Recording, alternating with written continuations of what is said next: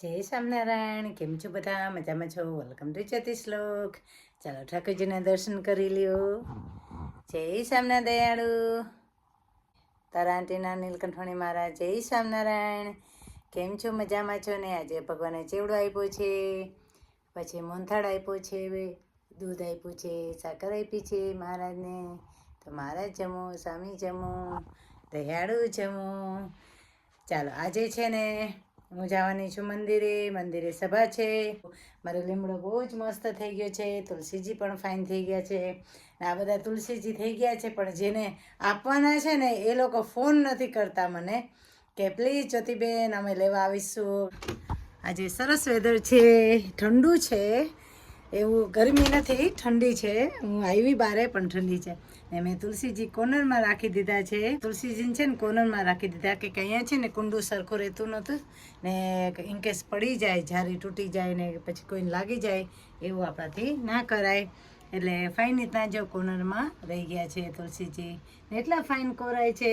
ને મારે મરચાં પણ આવી ગયા છે, તમને બતાવું. એટલા મસ્ત મરચાં આવ્યા છે, 2 મરચાં આવ્યા છે. જો 2 મરચાં આવ્યા છે. જો વાવ, જોયું? 2 મરચાં આવ્યા છે. એક મોટું થઈ ગયું છે. જો 2 મરચાં આવ્યા છે. મરચીમાં મરચાં આવ્યા છે. જો જોઉં છું, હવે વધારે આવે તો સારું, તો શું ભગવાનની ચટણી થાય. જો કેટલા મસ્ત મરચાં આવી ગયા છે. આમાં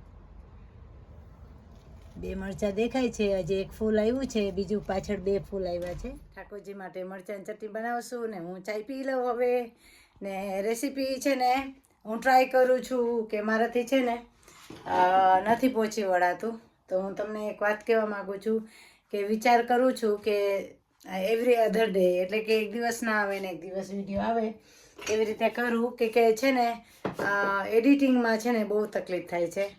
તો એટલા માટે ટ્રાય કરું છું કે દરરોજ આવે, પણ જો નહીં થાય ને તો પછી એકાત્રે વિડીયો મૂકવો પડશે. દરરોજ નહીં મુકાય. ઓ બાપા, ગરમ છે ચા.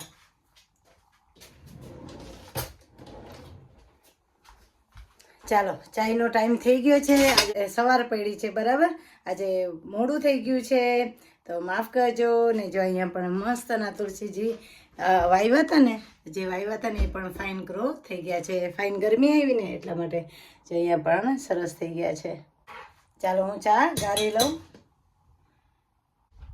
બીજું શું વાત કરું? ગણપતિ આવવાના છે. ગણપતિ બધાને ઘરે બધા પધરાવશે. ગણપતિ 10 દિવસ, કોઈ 10 દિવસ પધરાવે, કોઈ 5 દિવસ પધરાવે, કોઈ 3 દિવસ પધરાવે. તો હું 3 દિવસ પધરાવવાની છું. મારી ઘરે છે ને ગણપતિ દાદાને 3 દિવસ લઈ આવવાની છું.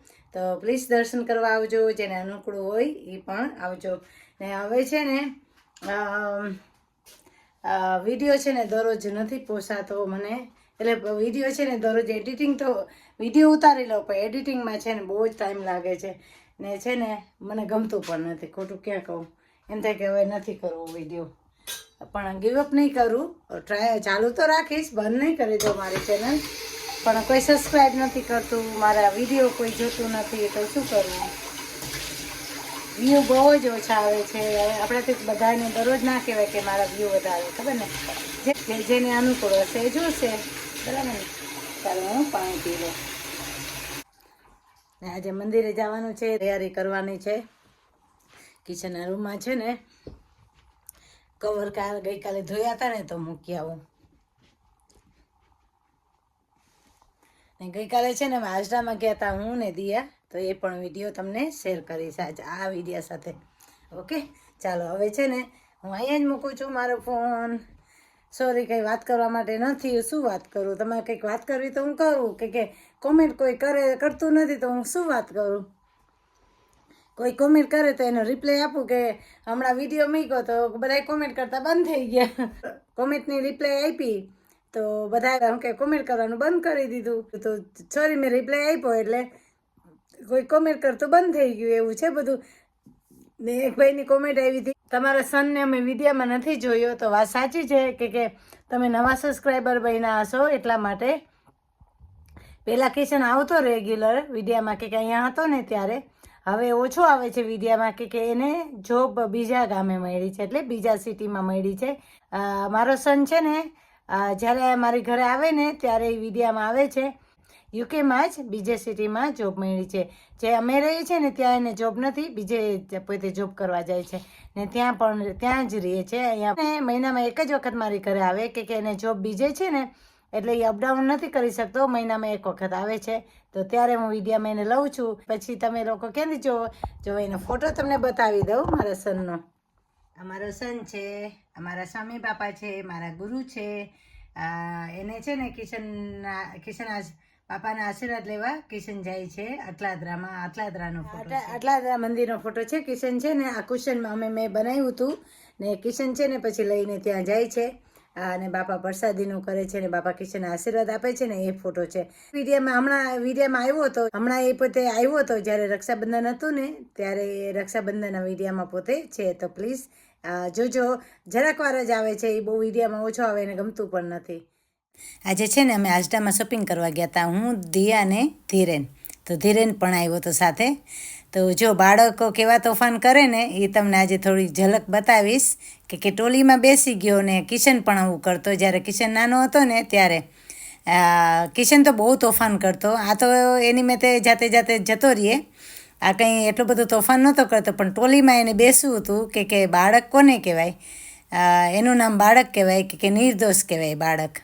તો જો એવી રીતે છે ને ટોલીમાં બેસે છે. હું જેવી જોઉં છું ને એવી મને હસવું આવ્યું ને મને મારા કિશન યાદ આવી ગયો કે કિશન પણ આવું કરતો. દિયાને કહું કિશન પણ આવી રીતે કરતો એમ. તો એ કે જ્યોતિબેન બહુ જ કે તોફાન કરે. મેં કંઈ વાંધો નહીં, એને જેમ કરવું હોય ને એમ કરવા દેવાય બાળકને. બાળક છે ને તે બાળક બુદ્ધિ જ કહેવાય, જ્યાં સુધી એ લોકો 16 વર્ષના ના થાય ને ત્યાં સુધી.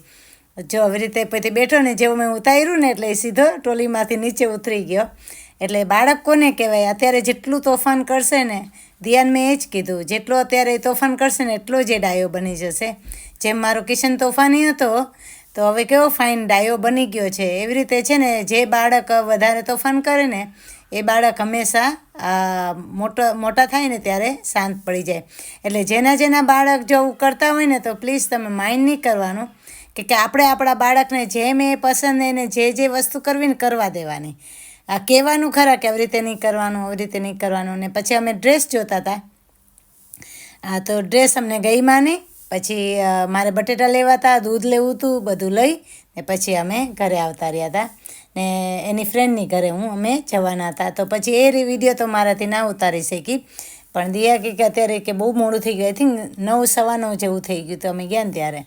ને અત્યારે છે ને સમરનું કલેક્શન હવે જશે અને હવે વિન્ટરનું કલેક્શન આવશે. તો પ્લીઝ તમે પણ આવજો આજડામાં શોપિંગ કરવા. ને આ વિડીયો અહીંયા જ એન્ડ કરું છું. તમને આ વિડીયો કેવો લાગ્યો પ્લીઝ સબસ્ક્રાઈબ, લાઈક પણ કરી દેજો. ચાલો, ઓકે, જય સ્વામિનારાયણ, બાય બાય.